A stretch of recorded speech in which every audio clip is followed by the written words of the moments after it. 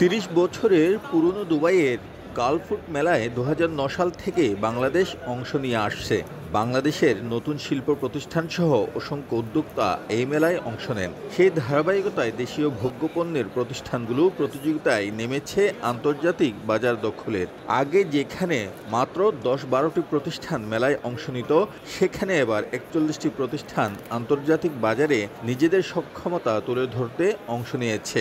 এই ফেস্টিভ্যালের মাধ্যমে সারা বাংলাদেশের মধ্যে, সারা বিশ্বের মধ্যে আমাদের যে পণ্য আছে, আমরা এই পণ্য পরিচিত হতে পারছি। বেঙ্গল টি এর পাশাপাশি আমরা আরও একটি ব্র্যান্ড এখানে হয়তো চালু করব, এবং এটি যেহেতু একই দিকে আমরা প্রায় ৩০টারও বেশি দেশে আমাদের বর্তমানে বেঙ্গল টি যাচ্ছে, আমরা চেষ্টা করব যে এর সংখ্যা আরও বেশি বৃদ্ধি পাবে এবং একই সাথে চায়ের গুণগত মান, আপনার এনভায়রনমেন্ট ফ্রেন্ডলি প্রোডাকশন দিয়ে এটি যাতে ওয়ার্ল্ড ক্লাস টি এর দিকে নেওয়া যায়, সেই প্রচেষ্টা আমাদের থাকবে। ২৫ সালে ইনশাল্লাহ আমরা একটা ভালো ভলিউম অফ কাস্টমার পাওয়ার আশা আছে।